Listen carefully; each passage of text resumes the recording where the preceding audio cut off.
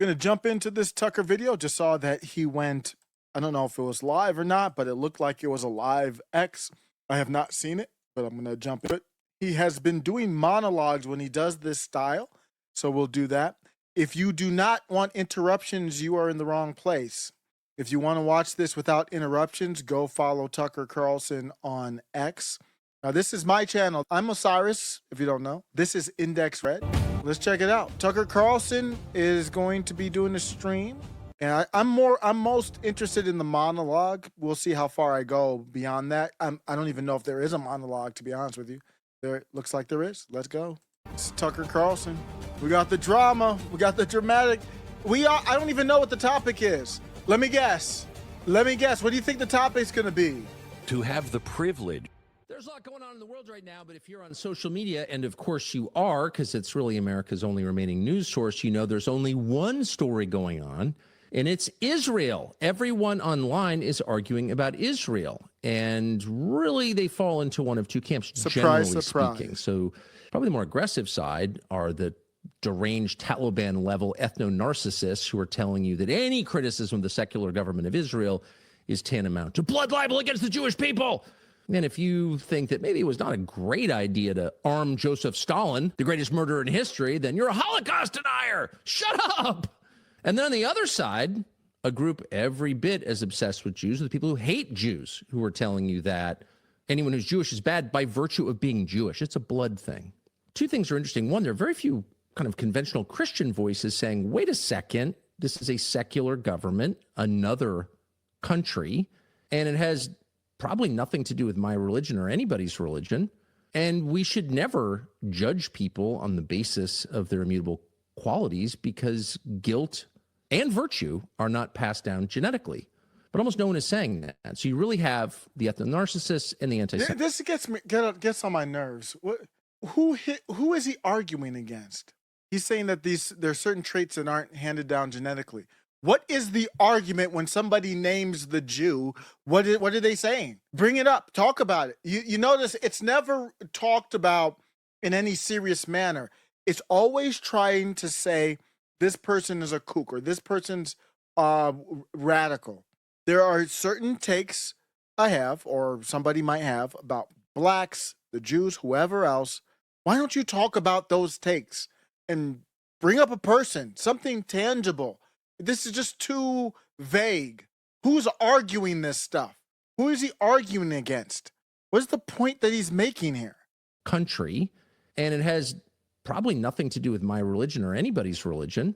And we should never judge people on what does that mean? The basis of their and is arguing about Israel. And really they fall into one of two camps, generally speaking. So probably the more aggressive side are the deranged Taliban-level ethno-narcissists who are telling you that any criticism of the who are those?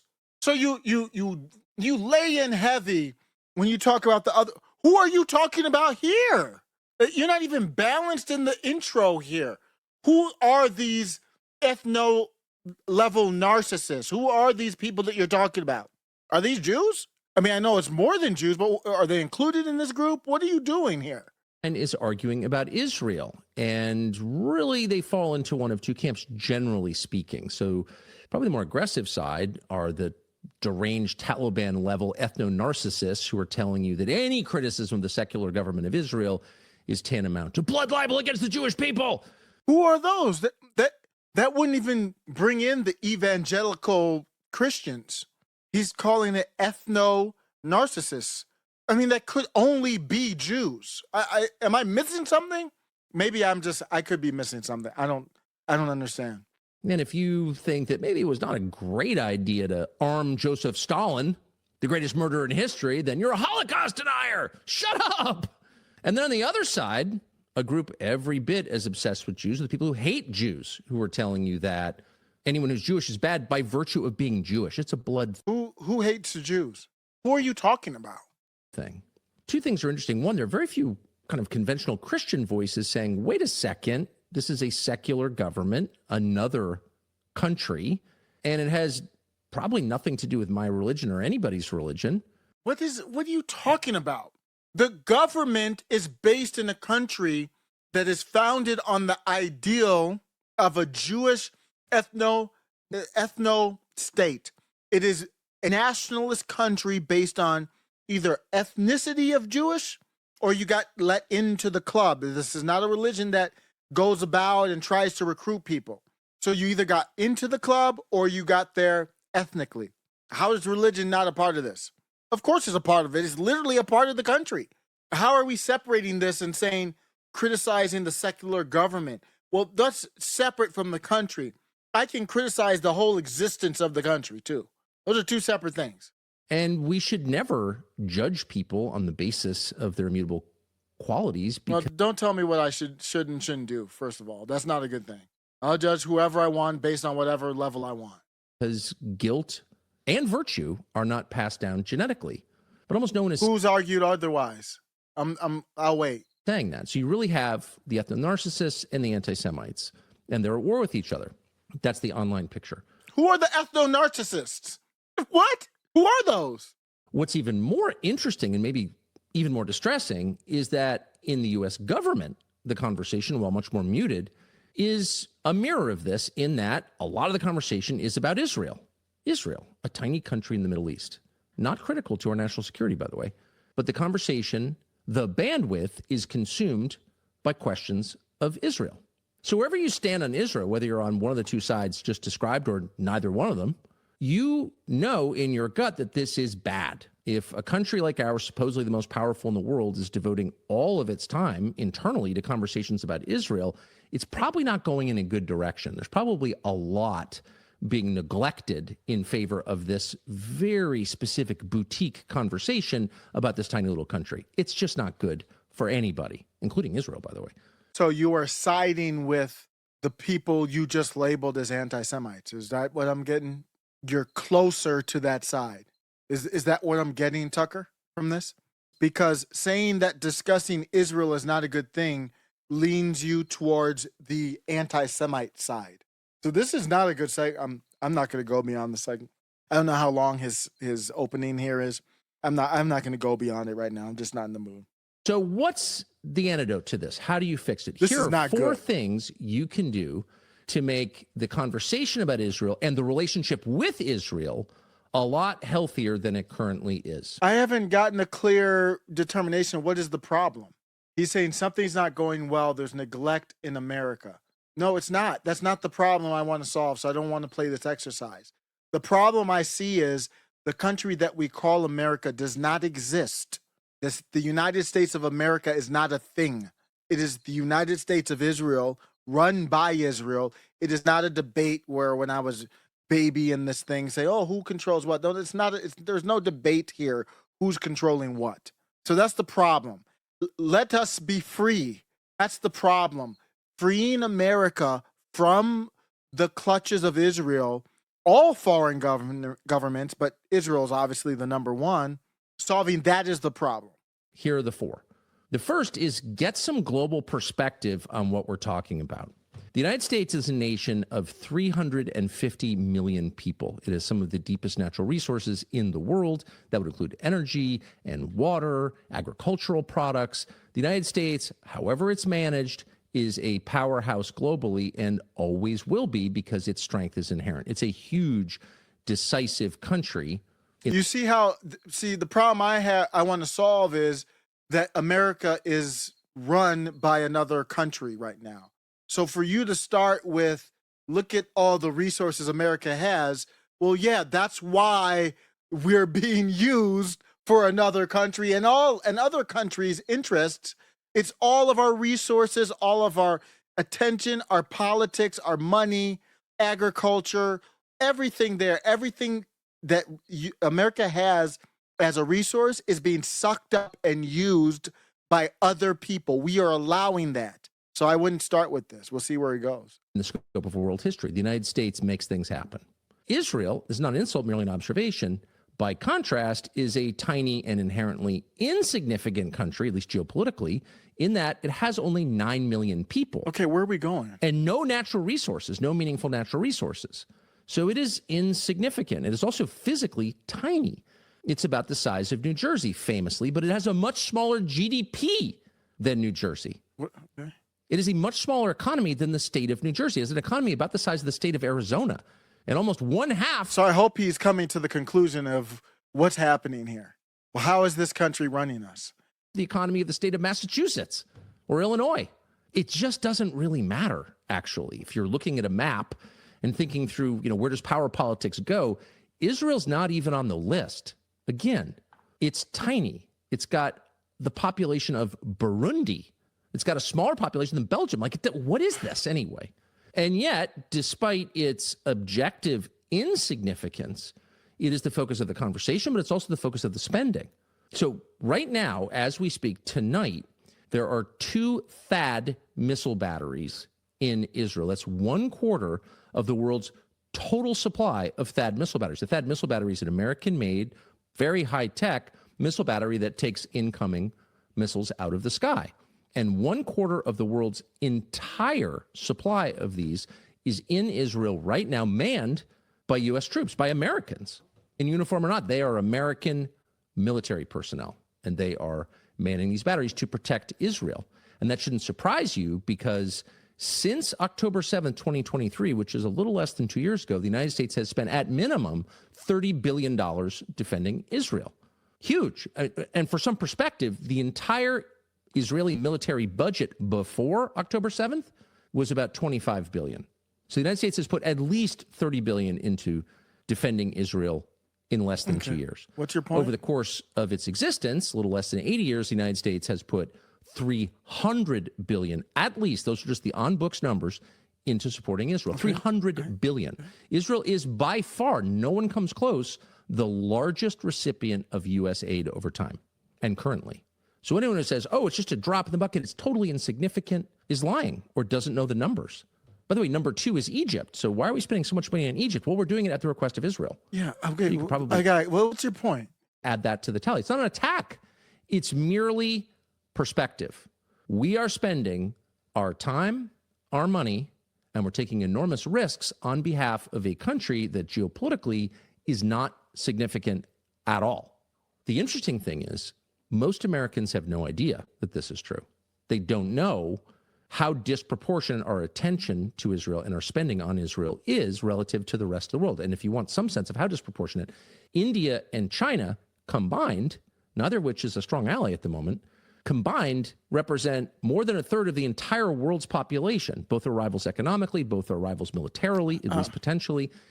Maybe I'm just not in the mood, man. Where are we going, bro? Well, what's going on? I thought he was doing his 4 points. Where are we going, bro? And our relationship with them has gotten worse, or is at the very least languished, because of our relationship with Israel, because of the bandwidth consumed by tending to it, and also because of some of the inevitable conflicts that have arisen because of our support for Israel, which is engaged in an extremely controversial, which is to say hated war in Gaza, which is not even really a war. It's a massive displacement of people and killing on a grand scale of unarmed people, of unarmed combatants, of civilians, of women and children.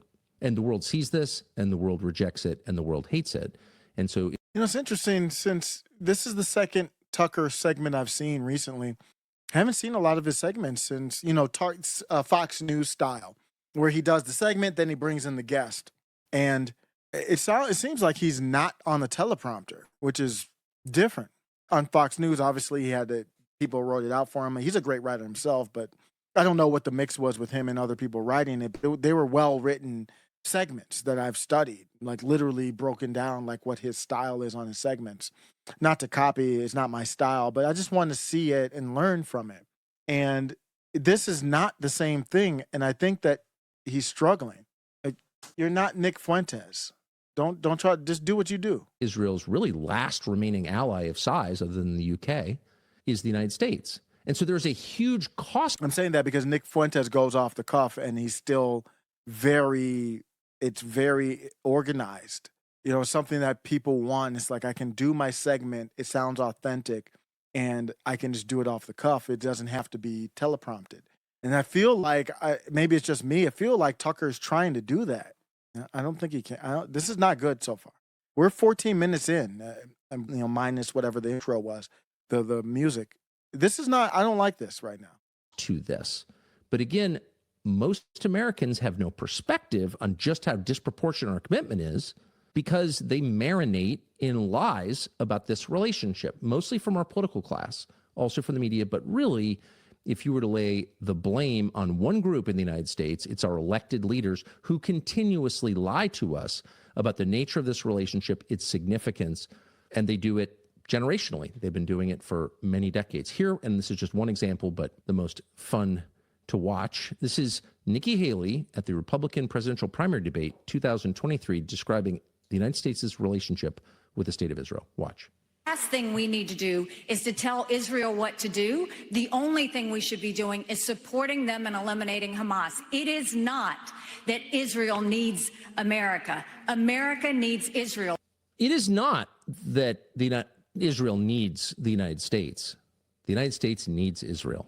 How could that possibly be true? It is in no sense true.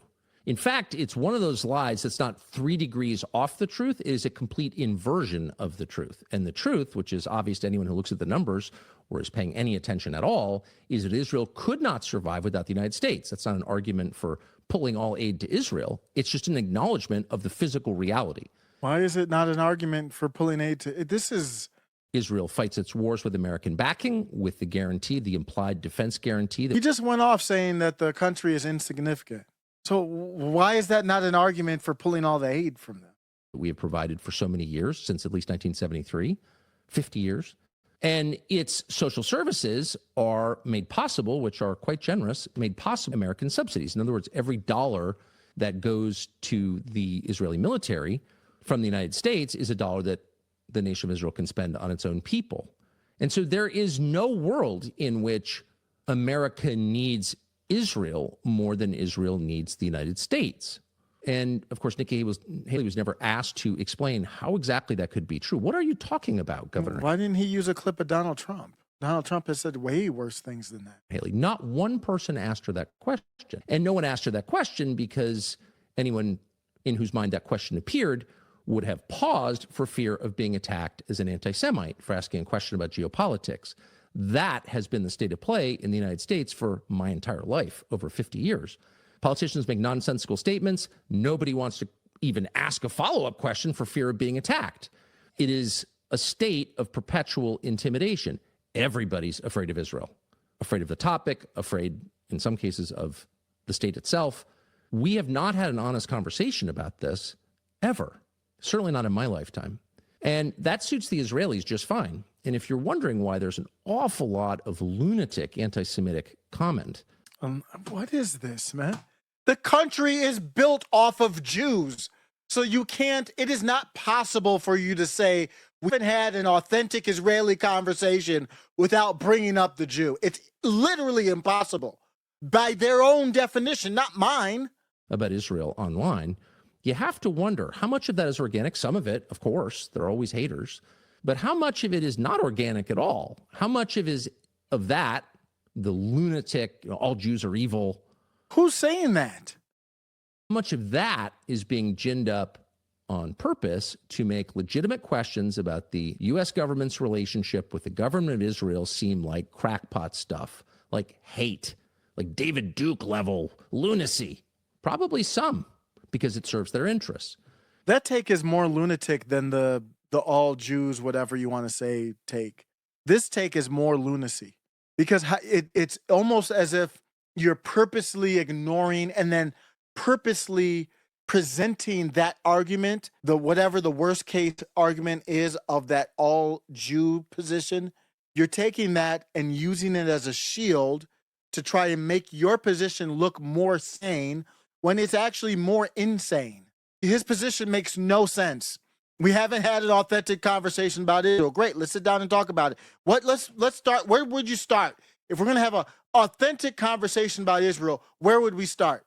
What is Israel? Why does it exist? When did it start?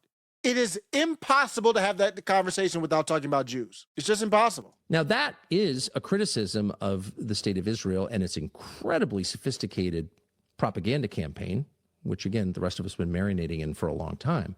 But the true villain here, I would argue, is not the state of Israel, the Jews. Well, they're not. What does that mean? They're the true villain. I mean, they're outsmarting us.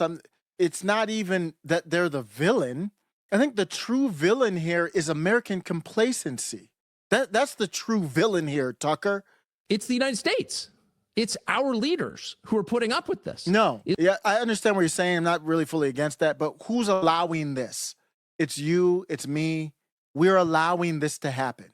We are the villain. So I'm closer to him on this. I still don't know where he's going. I thought he was going to do a 4-point thing. I don't know where he's at. Israel is a small country with very limited resources, and it is doing its best to serve its own interests. You'd think every country would act that way, and most do. But there are some that don't, and ours would top that list. And so the true shame here, the true shame, white Christian men, and we go down the list. Villain in this story is the leadership of the United States that is putting up with serial humiliation for decades. And for what reason? So if there's someone to be mad at, it's our leaders. And that leads to the second thing that we can do to fix this. What was the first thing? I don't know what the first thing was. Truly unhealthy relationship, this poisonous relationship, which is getting worse, by the way. It's breaking our society into pieces. It's truly hurting the Trump administration. The second thing we can do after getting global perspective on what we're actually talking about here, a tiny country that is in the deepest sense insignificant to the United States, the second thing we can do is get some freaking self-respect and stop being ordered around by a client state. That's not good for us. It's not good for them. It's not good for anybody. It's like being screamed at by your children. No normal parent would allow that because it's totally destructive. It's not good for you. See, again, this is closer to what I was saying, but my statement is we need to free ourselves from this. It's an evil country, without question. To free ourselves from this evil country. And Tucker's not saying that we should free ourselves. He's saying we should force them to have a better conversation. And that's a whole different topic. Even if we were to magically free ourselves from that Jewish ethno-state, yeah, of course you would have to have some type of relationship with them. That's a whole separate thing. We just need to be freed of them 100%. That's not what he's saying here. He's saying we need to force the dialogue to be more respectful. We don't have to always listen to them. That's not going far enough. And it's not good for the child. And that is exactly the relationship that we have with the state of Israel. They're not our child. It's more like, for me, it's more like the DNA test came back negative. Go on somewhere. I never wanted you. I'm not involved with your life. You're some type of Chucky monster type child. I don't want any part of you. In fact, not in theory, in fact, it is a huge country and a tiny country. The huge country supports the tiny country. And that's a pretty nice thing to do. Whether it's wise or not is a whole separate conversation. But why is that a separate conversation? That is literally the conversation. Why is that a separate conversation? How is that separate from everything you're talking about? This is bizarre. If you're going to have that relationship, a parent to a child, you cannot be yelled at, humiliated, spied upon, bossed around by the child. Well, because they're the parent and we're the child, Tucker. That's the problem. By the person in the inherently subordinate position. You can't do that. And you can't be shamed into ignoring things that are quite clearly not the behavior of a subordinate ally to a big brother ally. For example, spying on the country that makes your economy and your defense possible, which the Israelis have been doing for generations. That's a fact. One of them very famously was caught, Jonathan Pollard, who's an American citizen, taking real secrets, like actual military secrets, and sending them to Israel, which promptly sent a bunch of them to the Soviet Union, which was our arch rival, our foe at the time. And that happened, and he went to prison, and then somehow he got out of prison and went to Israel, where he continues to denounce the United States. And anyone who says anything about it is attacked. Oh, you're an anti-Semite. It has nothing to do with anti-Semitism. That's insulting. Why would we ever put up with that? Why would we put up with the attack on the USS Liberty that everyone's so afraid to talk about, clearly targeted on purpose by a country we're supporting, Israel? And it's somehow shameful to say that? Why? Why is it shameful to say that? Who knows why it's shameful to say that, but it shouldn't be. And until we have some self-respect, not anger or hate, but just dignity, it will continue. In June, for example, during the 12-day war, such as it was with Iran, the U.S. and Israel versus Iran, bombing on all sides, during that short conflict, IDF officers in the Pentagon, foreign military officers in the Pentagon, and by the way, they're not the only foreign military officers in the Pentagon, to be clear. There are NATO officers. They're from other countries, British. But there are a bunch of Israeli Defense Force officers in the Pentagon that week. And during that week, ask anyone who works at the Pentagon, they enraged American Pentagon staff by just barging into meetings, giving orders, making demands, and nobody did anything about it. How can a foreign military officer barge into military headquarters, even if invited, but barge into a meeting and start demanding, we want this, we want that, you need to get on this? Huh? The more you allow that kind of deeply unhealthy behavior, you're going to get. And that's exactly what has happened. Because of the weakness of our leaders, we have incited predators in a foreign country to take advantage of us. Oh, that's such an anti-Israel thing to say. It's not anti-Israel at all. It's a demand that the people whose job it is, whose sacred duty it is to defend and represent us, our leaders, both at the Pentagon and all throughout the U.S. government, that they do that they stand up and defend us against all potential threats, against all foreign countries to the extent they need to, and that they do not prostrate themselves before a foreign nation. That's just basic. Why have a government, especially a strong government, if it's taking orders from another weaker government? And that is the state of play. And it has been for a very long time.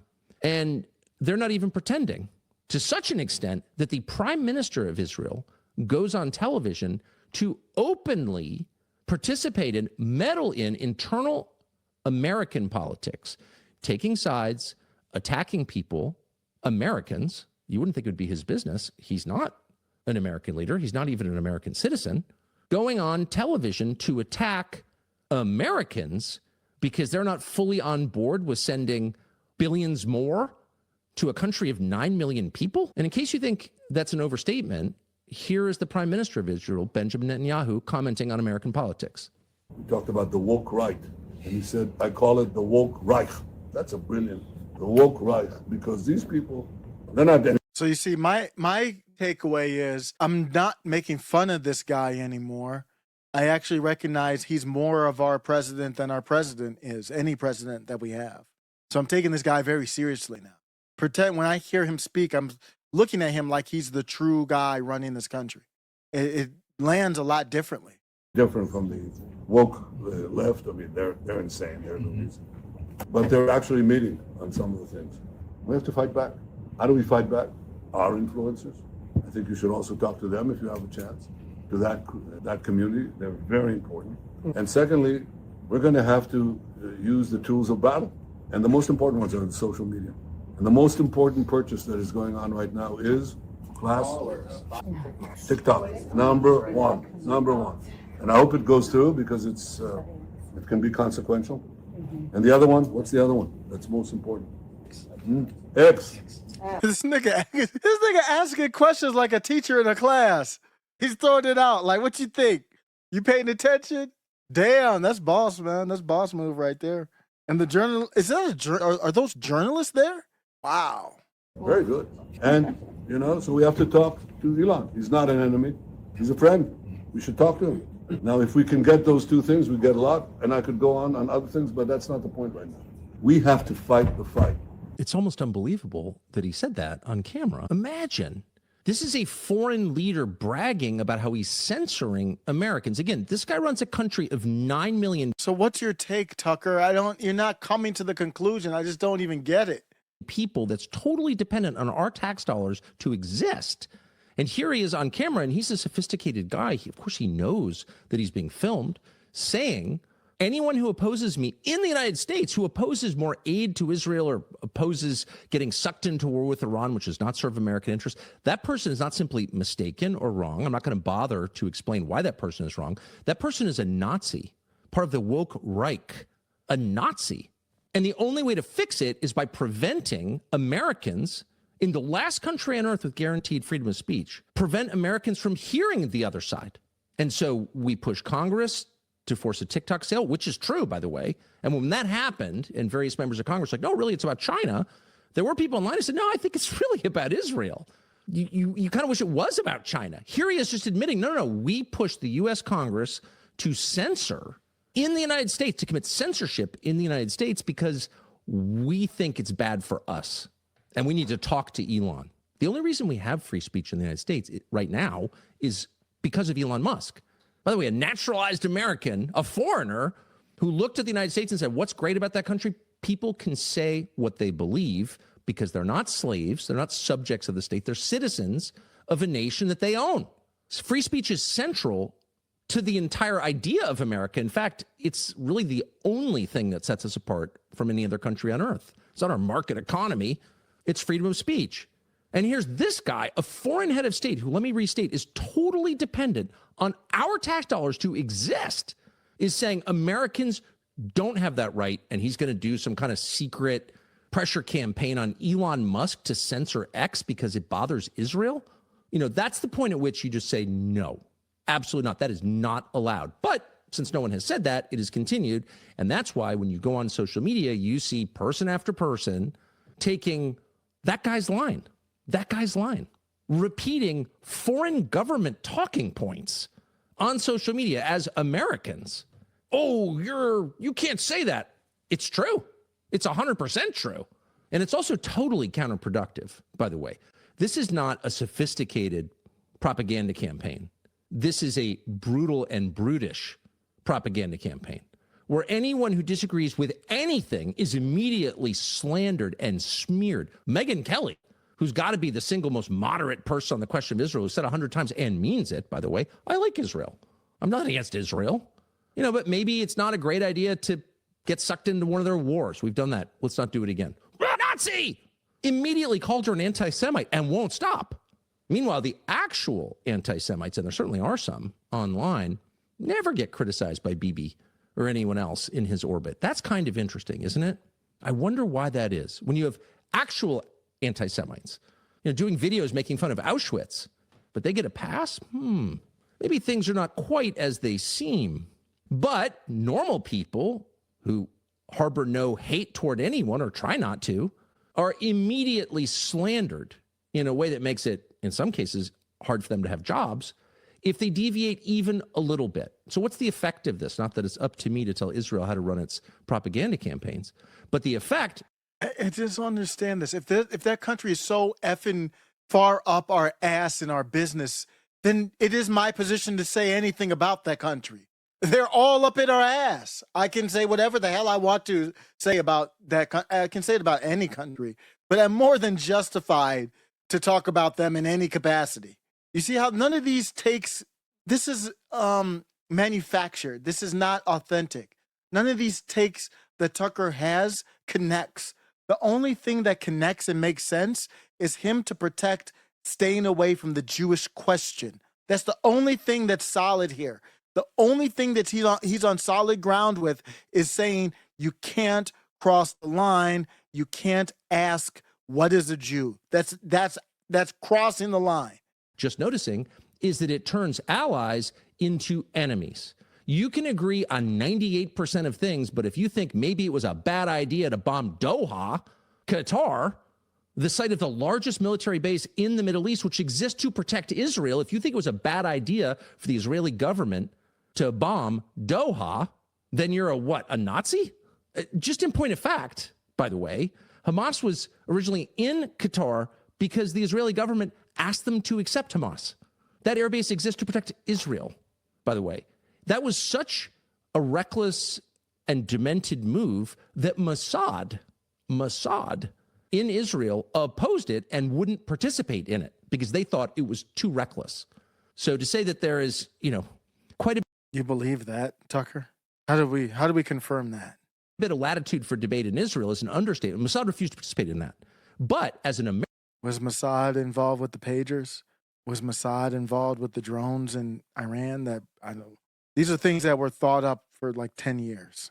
And all of a sudden, that's too far. Come on, Tucker. I don't know. I'm not claiming to know either way, but he's talking definitively like Mossad stayed out. How do I know that? American on social media, if you're like, I think it's a little Why does it even matter? I don't know why he brings stuff like that up. crazy that our ally is bombing another one of our allies without even telling us, and then lying and pretending that they had permission from the president to do this, which they did not.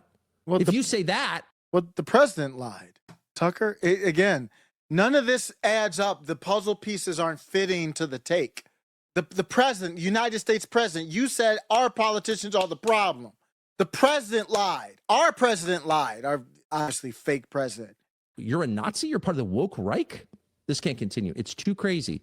It's counterproductive for them, and it's deeply destructive of our political conversation and of our country itself. Now, the good news is that the humiliation, which has gone, I mean, just to give you one more example of the humiliation, which is almost beyond belief. So Israel's our greatest ally. We should never ask anything of them. Of course, you heard Nikki Haley. You hear all of them say exactly the same thing. Protecting Israel is the most important thing. They're our only real ally. If they're our only real ally, why does Israel have a long history of transferring military technology, including American military technology, to China? To China? Most people have no idea that's true. It is true. Why is China running the port of Haifa, Israel's biggest port? Really, if they're such a close ally? And of course, the answer is because from Israel's perspective, we're not a close ally. We're a country that has been willing to help them. But when you only have 9 million people and a limited defense budget, you take help where you can get it. So the loyalty is not requited. It's one way. And I think the good news is that the government of Israel, in particular, the prime minister, Benjamin Netanyahu, has pushed it too far. And he did that in part by running around telling people what he thought was true, apparently. I control Donald Trump. I control the United States Congress. I control the United States. He said that to political allies and opponents in his country. He said it to foreign heads of state. Fact. I control these people. Don't you worry. And by the way, if you kick me out of office, the next guy probably won't have the level of control that I have. He's made that case openly, verbally. He said it out loud. And that was too much for our president. And so in one of the great moments, it was a cool shower on a hot day. President Trump pushed back, not directly, but you can watch this clip and see that he's had enough. Here is President Trump the other day asked about Israel's plans to annex the West Bank. Wow. So he's trying to portray Trump as actually standing up to Israel? I had no idea what I was getting into. I'm actually surprised. I thought I was going to be here agreeing with Tucker for most of his takes. Watch. Did you promise leaders this week that you would not allow Israel to annex the West Bank? And is that something that you... I will not allow Israel to annex the West Bank. No, I will not allow it. It's not going to happen. Did you speak with Netanyahu about this directly? Yeah, but I'm not going to allow it. Whether I spoke to him or not, I did. But I'm not allowing Israel to annex the West Bank. There's been enough. Whether I spoke to him or not, but I did. He's tired of the questions, Tucker. He's not... He reports to this dude. He reports to the people behind this dude. The money behind this dude is who he answers to. So yeah, he's going to get a little perturbed from answering the same questions and then having to admit that you're a cucked for Israel. That would get annoying. It doesn't mean you're not cucked for Israel. So let's see what Tucker's going to say. I'm just stop. It's been enough. I will not allow it. He's not just talking about the West Bank there, obviously. Wait, what? These are political people. They understand when your poll numbers fall dramatically, particularly among the young men who help make you... Wait, what do you mean? The question was about the West Bank. I'm not inferring anything else other than that. Of course not. You president, you have to ask, why is that? And it's about this issue because it's too humiliating. And people who don't want to see their government bossed around by a tiny foreign power are not haters. They don't hate any ethnic group. They just don't want to be humiliated. And by the way, why should they be humiliated? That's the core problem right there. That's why Donald Trump has lost support over this Israel question. And he knows that, and he's pushing back. And there's just no question from that clip whatsoever. So the third thing I think that would be very helpful to restore health and balance to the relationship between the United States and Israel is restore the concept of citizenship in the United States. If you're an American citizen, it means something. The first thing it means is equality. You are equal to every other citizen. I agree with this. There's no hierarchy of citizenship. All citizens are equal. Each gets one vote. Each gets justice before the law. That's the promise of the United States, and each gets to say exactly. I don't agree with, well, it's off topic, but I don't think women should vote, to be honest with you. So I don't think, they should be citizens, but I really don't think women should vote. And I like the idea of the household vote, but that's off the topic. What he thinks, period. Restore the value of citizenship. And the very first thing you would do if you cared about that, and you should, because the country can't continue without it. Yep. That's the whole immigration argument. You expelled everyone who's not a citizen from the country, which should happen immediately. They should be deported immediately. Yep. For our own survival. Yep. But after doing that, the first thing you would do is not allow dual citizenship. Why would you allow that? You're a citizen of two countries. Can you really serve two masters simultaneously? By the way, it's not just Israelis who have dual citizenship. Every nationality has dual citizenship in this country. Agreed. It's not just Israel.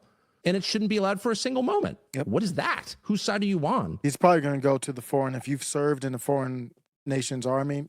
Don't accuse me of dual loyalty. Well, you're a dual citizen, whether it's Argentina or Mali or Israel. Not allowed. And moreover, you are not allowed to serve in a foreign military without losing your American citizenship. Absolutely. You're fighting for another country? And you should never get it if you have. How can that be allowed? How can you retain your citizenship? By the way, why aren't you serving in our military? Every country has a different perspective on the world, and that grows from a whole bunch of different things: their history, their language, their size, their resources. But each country is different, and each country has a different set of priorities. And if you're fighting in a military for a country, you are not serving America's priorities. You're taking up arms on behalf of foreign power. You're done. This would seem to be obvious. Yeah. Many Americans have fought in Israel, in Gaza. Many Americans have fought in Ukraine, by the way, and a lot of other countries for foreign militaries. Lose your citizenship immediately. Of course. Obviously. It's amazing that even exists. And AIPAC has to register under FARE, the Foreign Agent Registration Act of the 1930s. Of course, it's a foreign lobby. There are a million of them. Yep. But it's only AIPAC that doesn't register, and it's only AIPAC. This is the only solid take. We're 35 minutes in. This is the first solid take I'm tracking from beginning to end with on Tucker so far. Act that is somehow above criticism. It's a foreign lobby. It is acting on behalf of a foreign government. It's interests. Again, it's one of many, but it's the only one that doesn't have to register. And of course, it should register immediately. You should know who is giving money to your politicians. You should know who is influencing them. There should be a record of that, as there is with any other nation, any other lobby of a foreign power. And only AIPAC is exempt. What is the effect of that? It makes everyone paranoid. Doesn't make people like Israel more. When a topic cannot be spoken about, and when anyone who raises it is called a Nazi, the woke Reich, or dismissed as a Holocaust denier, anti-Semite, or whatever, slandered in some way like that, it doesn't make the problem go away. It festers, and people go crazy and get angry and become resentful. And all that. There's no reason to conduct any business like that in secrecy. It doesn't make things better at all. It doesn't make the person doing it stronger. It makes him weaker, actually, in the end. And the last thing that I think we need to do to restore balance between the relationship between the United States and Israel, and to restore some sanity to the public conversation on this topic, is to get our theology right. And this is not a message aimed at Israelis or Jews. This is a message aimed at Christians, who are the largest group of Israel supporters in the United States.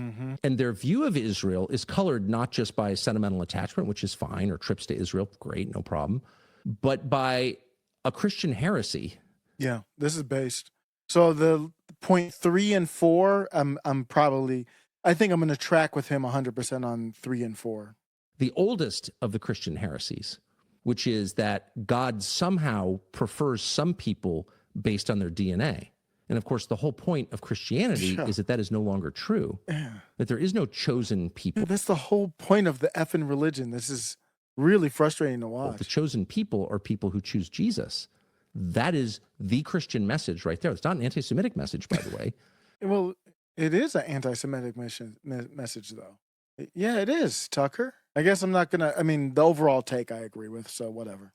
It's the Christian message. It's the core Christian message. No, but it is anti-Semitic, though. They would label it anti-Semitic. Anybody who doesn't believe that Jews are God's chosen people are anti-Semitic. And yet there are many, many self-described representatives of the Christian faith, the world's largest, who are daily sending a different message. And we should be very clear. Whatever this is, it's not Christianity, it is heresy. And among the many examples we could pick, we're going to go, because you couldn't control. Well, that applies to the person that you memorialized as well, Tucker, Charlie Kirk. Ourselves with Lindsey Graham. Watch. See, you're going to Lindsey Graham, and you might, I don't know if he will talk about Ted Cruz. He annihilated Ted Cruz. But it also does apply to Charlie Kirk. To people in my party, I'm tired of this crap. Israel is our friend. They're the most reliable friend we have in the Mideast. They're a democracy, surrounded by people who would cut their throats if they could. This is not a hard choice if you're an American. It's not a hard choice if you're a Christian. A word of warning, if America pulls the plug on Israel, God will pull the plug on us. God will kill you if you don't support Bibi Netanyahu. That's wild. That's what he's saying. And there are cheers, unfortunately, cheers when he said that God will kill you. He will pull the plug on you like a quadriplegic in intensive care. You're going to flatline unless you support the secular abortion-on-demand government of Israel. That's the Christian perspective, really. God loves some people more because of their DNA. That is not the Christian message. That's the opposite of the Christian message. The Christian message is universal. That's the whole point of it. Yep. The chosen people in Christianity are those who choose Jesus. The entire New Testament is that story. And anyone who says otherwise has not read it or is lying. God does not prefer you because of your DNA or anyone else because of their DNA, period. So the fact that people can stand up in the United States in 2025 and say something like that, and by the way, not even make the case, just invoke the power of God as a weapon. He will kill you. He'll pull the plug on your country unless you go along with this. We need more war. Listen to yourself. And it's not just Lindsey Graham. It's the Speaker of the House, Mike Johnson. It's a lot of people, some of whom are very nice people. People have dinner with them. They seem perfectly normal. But this is a heresy, and it's deranged. Yep. And you know it's deranged because it is a justification for killing the innocent. Yep. And in Christianity, if there's one thing that's crystal clear, it's that Christians cannot abide the killing of the innocent. People who have done nothing wrong cannot be killed. Yeah. That's a sin. You are not allowed to do that, period. And if you find anyone leveraging the message of Jesus to justify the killing of innocents. Yeah, that's problematic. Very, very, very problematic. That person is committing heresy. Yeah.